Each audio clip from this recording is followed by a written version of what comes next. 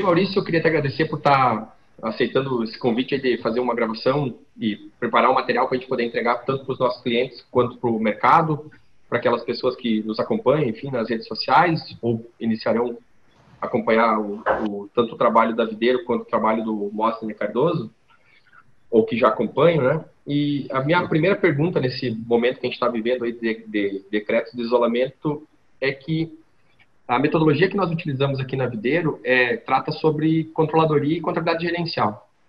Então, nós, nesse método de estabelecer planejamento e controle, a gente trabalha com diversos tipos de teorias, né? E uma delas, se não talvez uma das mais relevantes, é o direito, que no nosso entendimento são os diversos tipos de acordos e contratos que as empresas vão estabelecendo. O primeiro, por exemplo, o contrato social. Então, a gente tem trabalhado junto em alguns projetos, né? Então a gente tem elaborado acordo de sócio, acordo de família, a própria revisão do contrato social, que é um dos primeiros documentos que são formalizados para que se constitua uma empresa, né? Então, nesse contexto, né, pegando essa questão do direito como uma forma preventiva de observar as diversas relações que os negócios vão realizando ao longo das suas operações.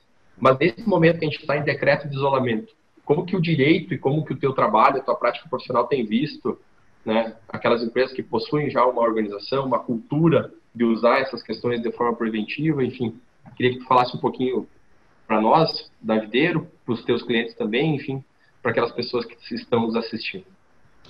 Então, Marcelo, como a gente sabe, o empresário brasileiro, ele tem uma certa resistência com um comportamento preventivo, pelo menos do ponto de vista jurídico, né? Geralmente, o comportamento que a gente verifica na prática mesmo é que a assessoria jurídica, ela, na sua grande maioria das vezes, ela é buscada, ela é procurada quando o problema já existe. E, infelizmente, a nossa situação atual, envolvendo essa questão do vírus e da pandemia, obviamente que isso não era previsto, né? Entretanto, talvez nesse momento, talvez justamente com a dor que todo mundo está passando, especialmente o setor empresarial, né?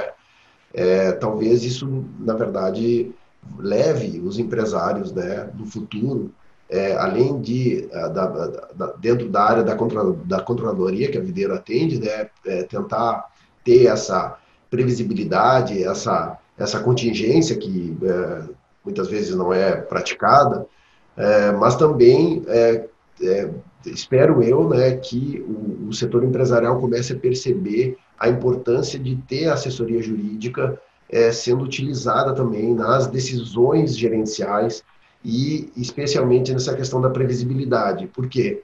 O papel da assessoria preventiva, o papel da assessoria jurídica dentro do âmbito empresarial, vamos dizer assim, extra processual ou extrajudicial, é justamente tentar prever problemas e, a partir dessa previsibilidade de problemas, tentar criar hipóteses, tentar criar mecanismos, né, jurídicos, tentar criar saídas para que, se aquele problema que foi previsto, se aquele problema que foi cogitado chegar a ocorrer, de certa forma, os contratos entabulados, as obrigações contraídas possam ter já de antemão um refúgio normatizado, por assim dizer, que permita, então, dar, no mínimo, uma considerável segurança para o empresário, ou, ao menos, uma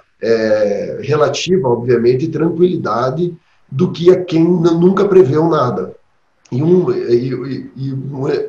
exemplo que eu posso te dar é, tipo assim, é muito normal nós, do âmbito jurídico, quando a gente vai estabelecer um contrato, seja um contrato de fornecimento, seja um contrato envolvendo uma confissão de dívida, seja inclusive um contrato envolvendo saída de sócio, acordo de sócio, geralmente é muito natural se prever, redigir, por assim dizer, né, uma cláusula envolvendo caso fortuito e força maior. Por quê? Porque o papel do direito... É o caso agora. Que é justamente o caso agora da pandemia, né? Ninguém esperava, isso de fato sim, caso fortuito e força maior, entra dentro dessa questão da teoria da imprevisão, né? E que provavelmente vai redundar em revisão de vários contratos, vai redundar em modificação de cláusulas, vamos dizer assim, percentualmente, grande parte desses contratos provavelmente serão judicializados, né? Enfim, a questão precisa o empresário compreender que a assessoria jurídica, e talvez nesse momento de crise, esse senso, assim, esse sentimento possa ser aflorado, a assessoria jurídica ela precisa atender, estar suportando a decisão gerencial dentro do setor empresarial. Eu queria aproveitar a tua fala e comentar de algo que a gente tem encontrado muito no mercado, né, que é o contrato social, né, que ele normatiza como que a empresa, de modo geral, vai ter que ser administrada. Ele prevê, por exemplo, lá o pagamento do sócio que se retira. A retirada desse sócio pode ser voluntária, pode ser por uma necessidade, pode ser por óbito, né? E muitas vezes essa cláusula não é tratada com todo o carinho que ela precisa ser tratada, né? Então, tanto nesse caso agora, que a gente está vivendo de decretos de isolamento, que é uma coisa que até então não tínhamos vivido, né? Pelo menos na nossa geração. Como nos casos corriqueiros, né? Essa ideia de olhar para a documentação antes, com esse rigor, ela é super relevante, e a gente tem visto isso muito nesse tempo que a gente está atuando. Eu queria só fazer um comentário que eu acho que é importante, assim, nesses bate-papos que nós estamos começando a fazer, agora motivados por esse momento que estamos vivendo de isolamento, e para nós entregarmos os conteúdos que muitas vezes debatemos em conjunto com os nossos clientes, né? Tenho certeza que aquelas pessoas que estão assistindo que já nos conhecem não vão se surpreender com o que estamos tratando, né? Mas é importante que a gente reforce, né? Tu falou ali de tomar a decisão, né? Então, o nome desse material aqui vai ser momentos de tomar a decisão, né? Agora a gente está no momento Covid, logo vai vir um momento de retomada, a gente vai ter esse material sendo produzido, né? Então, por que é importante? E eu acho super importante que a gente comente isso, até porque as nossas empresas atuam no mercado em conjunto, né? O proprietário que entende da operação tem a visão do negócio, tem o feeling, né, o sentimento de como aquele negócio vai ocorrer, ou como ocorre, ou quais são as ameaças e as oportunidades. Talvez isso não esteja até formalizado no planejamento estratégico, mas o empresário tem essa visão, porque ele está lá no dia a dia, ele conhece o negócio, e aí ele junta numa mesa, né, ao redor da mesa, o profissional dele de retaguarda, que é um especialista junto com ele no negócio, mas na operação interna. Ele junta uma crítica do escritório de direito que é externo, ou que até pode estar internado lá, prestando assessoria permanente, né? O trabalho da assessoria de contabilidade gerencial e controladoria, veja o quanto aquela decisão vai ser bem pensada, vai ser documentada, como tu acabou de falar, melhor, né? Formalizada de forma melhor. Então, para dar sequência nesse nosso primeiro bate-papo juntos aqui de forma virtual, eu queria te questionar, Maurício, que tem sido debate, tanto em rede social, quanto em programas, enfim, rádio, TV, né? Com relação, assim, as empresas vinham operando de forma normal e de uma forma abrupta, elas foram sendo obrigadas a pararem as suas atividades. De outro lado, diversos contratos, como, por exemplo, de trabalho, né? O contrato de aluguel, eu vou usar um termo um pouco talvez mais simples, depois tu me corrija aí na tua fala. Então, foi comprada a mercadoria do fornecedor, mediante ao recebimento, ao aceite da nota fiscal, da duplicata mercantil, dos respectivos documentos de cobrança, se não todos, pelo menos os primeiros, né? Muitas vezes vem até anexado na própria nota fiscal, ou são gerados de forma eletrônica no DDA, enfim. Então, assim, as empresas vinham contraindo obrigações, tinham contratos já, de diversas formas, para aquisição de ativo, para aquisição de recursos, para ampliação, né? Para a compra de mercadoria. E ocorreram esses movimentos, né, por meio de lei, que obrigaram as empresas a parar. Então, como que ficam esses acordos que já estavam formalizados, né, no sentido dessa continuidade dos isolamentos? Hoje nós estamos gravando, dia 16 de abril, a Prefeitura de Passo Fundo veio liberando a economia momento a momento. Então, liberou a indústria, né? liberou essa semana ou semana passada, acho que essa semana ainda assim, as clínicas de saúde, fisioterapia, medicina, odontologia, e amanhã, dia 17 de abril, vai ser autorizado por meio de um decreto, que se não me engano agora são 3 da tarde, ainda não foi publicizado, né? Ou talvez já tenha sido, esteja sendo agora nesse momento, o comércio poderá abrir obedecendo algumas regras. Mas como ficam essas questões que envolvem contratos e obrigações? Então, quero acreditar que todo o credor, né, dentro desse momento, ele vai se sensibilizar em relação ao seu ou seus devedores, né? Quero acreditar que todos entendem que, do ponto de vista econômico, enfim, há uma roda, enfim, há uma corrente, né, com vários elos, e que todos os atores do mercado, de certa forma, integram esses elos. Portanto, não adianta esgaçar um elo da corrente, que a corrente não vai funcionar. Então, inicialmente, eu quero acreditar que todos os credores, né, terão essa sensibilidade de compreender que o momento foi imprevisível, está sendo imprevisível, né, e que, portanto, isso exige certas concessões, certo? Certas concessões. Então, assim, diante disso, creio eu que todos que possuem obrigações, no primeiro momento, precisam estabelecer negociações com os seus devedores, com os seus credores, tentando encontrar aí uma forma, uma solução ou alternativas para que possa se preservar, que os contratos possam ser preservados, né? Esse, na verdade, é um princípio dentro do direito, né, de conservação dos contratos, dentro das regras que tratam das obrigações. Há implícito vamos dizer assim, uma proatividade de que se faça de tudo para que os contratos se mantenham, certo? Entretanto, a situação é uma situação de imprevisão, né? Se pegarmos todos os pressupostos que permitem a consideração da caracterização de força maior e caso fortuito, essa situação de pandemia, sem dúvida nenhuma, se enquadra nessa situação, o que permite, portanto, por exemplo, que contratos que sejam rescindidos não gerem ônus de multa para nenhuma das partes, o que permite também que, por vezes, as negociações ou as renegociações, dependendo da situação, se esse âmbito negocial, esse âmbito de sensibilidade acabar não se sobressaindo nas conversas entre credores e devedores, obviamente que devedores poderão eventualmente buscar consignações em pagamento parcial, pedidos de parcelamento, enfim, vamos dizer assim, nessa hipótese, é até difícil, Marcelo, a gente poder prever qual vai ser o comportamento na hipótese de essas situações serem judicializadas, né? Porque na história, pelo menos assim, na história recente, a gente não verifica pandemias desse nível e, portanto, a gente não conhece qual vai ser a reação da jurisprudência, por assim dizer, né, das decisões judiciais envolvendo esse tipo de situação. Entretanto, nesse caso, tu recomenda a negociação? Inicialmente sempre, né? Sempre vai. Por isso que eu começo assim a fala, né? Que no sentido de acreditar que todo mundo está sensível à situação, né? No entanto, a gente sabe que muitas vezes a gente não pode criar uma expectativa de que todo mundo vai ter essa sensibilidade, né? Daí o que vai restar? Uma assessoria judicial contenciosa, né?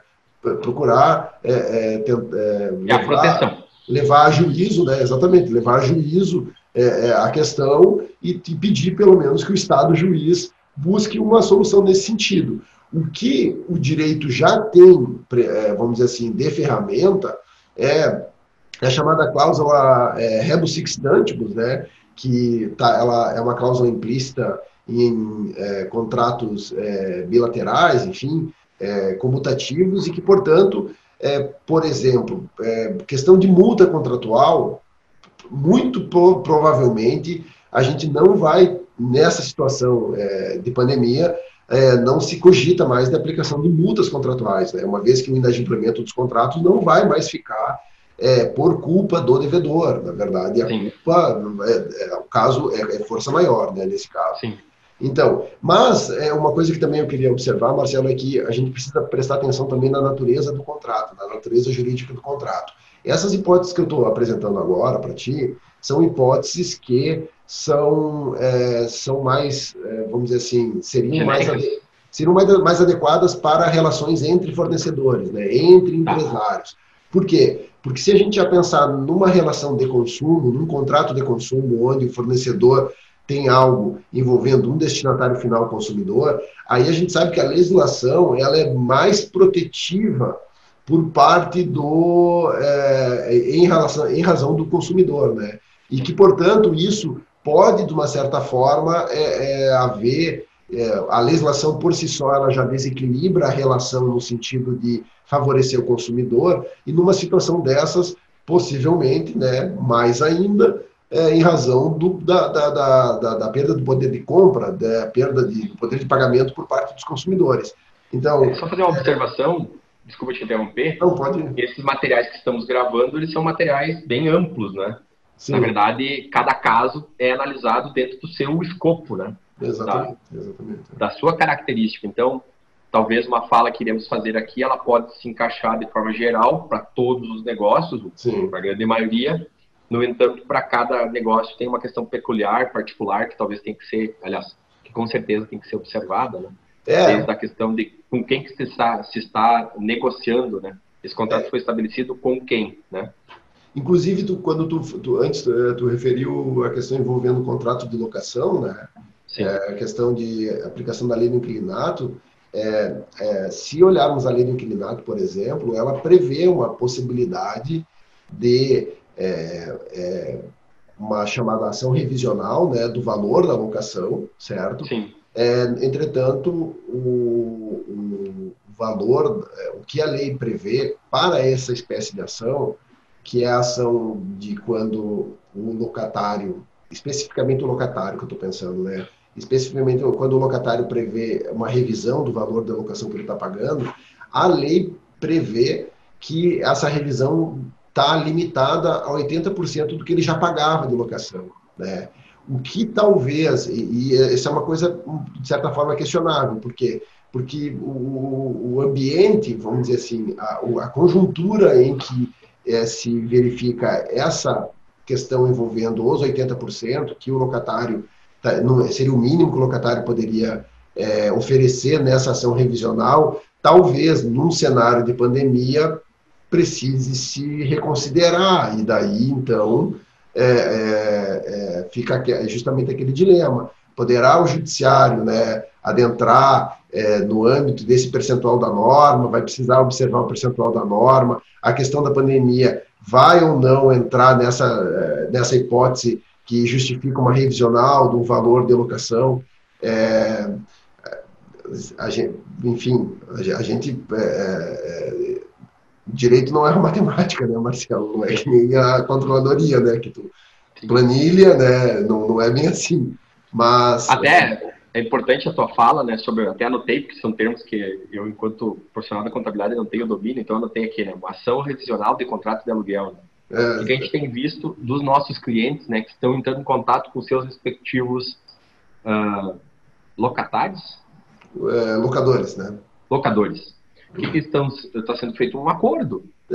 Olha, estou de porta fechada desde o dia 20. Sim. Até o dia 31 não pude trabalhar. São 11 dias de um mês de 31 dias, no entanto, que são trabalhados 25, 26, depende do caso. Então, o que acontece? Está tendo uma boa relação, muitas vezes, entre quem loca, né? Eu também tenho verificado isso. Então, a ideia desse debate aqui também é que nós possamos colocar uma possibilidade para o senhor, para a senhora, para você que está nos assistindo, de observar que existem possibilidades. Talvez o ideal, no contexto desse momento que estão saindo Videiro, Imósina e Cardoso, é que tenha o acompanhamento do profissional do direito. Haja vista que aí, essa nova formalização, por mais que seja por 90 dias, 120, daqui a pouco também tem uma condição de, pro lado nosso aqui, pensando agora da Videiro, né, que a gente possa programar um fluxo de caixa com uma determinada segurança ou dentro de um determinado comportamento que foi acordado. Maurício, eu queria te agradecer, não sei se tem alguma consideração a mais nesse primeiro momento. Não, acho que era isso. Acho que muitas situações vão precisar ser, vamos dizer assim, a gente ainda está no meio da crise e sim, há prognósticos de que ela tende a piorar. Então, obviamente que o direito, ele sempre, por mais que a gente tente dar uma certa previsibilidade para as situações e buscar comportamentos de precaução em relação a essas situações, dado o fato de que a situação é totalmente inusitada, né, muitas questões vão se consolidando, muitas dúvidas ou muitas perguntas provavelmente vão acabar sendo respondidas no decorrer do tempo, né, com a movimentação do Poder Judiciário, tratando dessa questão. Então, enfim, o que realmente se espera, né, até para tentar evitar a judicialização dessas questões, na verdade, a sensibilidade tanto de quem é credor quanto de quem é devedor, né, dentro desse cenário econômico. Né? Nesse contexto, queria só trazer uma perspectiva de tudo que falamos nesse momento aqui contigo, que é a perspectiva da elaboração do fluxo de caixa, né? Porque o que nós fizemos como primeira medida quando iniciaram os decretos, né? Nós contatamos todos os nossos clientes presentes, obviamente que também estamos em contato com os clientes que já passaram pela nossa empresa, colocando a importância de ter o fluxo de caixa elaborado. Porque com a definição do valor que vai faltar ou que vai sobrar, eu começo a racionalizar o que eu tenho que fazer. Se eu tenho que acessar recursos de algum investimento que eu tenho, se eu tenho que me desfazer de algum bem, ou se há condições de me desfazer de algum bem nesse momento, que também é uma questão bastante complexa, ou se eu acesso os recursos que estão sendo ofertados pelos bancos comerciais ou pelo governo por meio dos bancos públicos. Né? Então, as decisões, por exemplo, que envolvem renegociação de contrato ou alguma renegociação de alguma coisa que já estava contratualizada anteriormente, ela alimenta essa planilha, que ela pode estar tanto numa planilha de Excel, pode estar à mão, mas a regra geral está num software de gestão, para a gente poder verificar como é que vai se comportar esse recurso olhando para o médio prazo, né, 60, 90 dias, ou olhando para um prazo um pouco maior, final do ano, ou até pensando já o ano de 2021.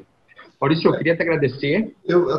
Deixa eu comentar uma coisa, por favor. Inclusive, né? Hoje de manhã eu falava com um empresário do setor metalúrgico e ele, quando começou toda essa questão da pandemia, ele fez ele demitiu 25% mais ou menos da força de trabalho da indústria dele, né?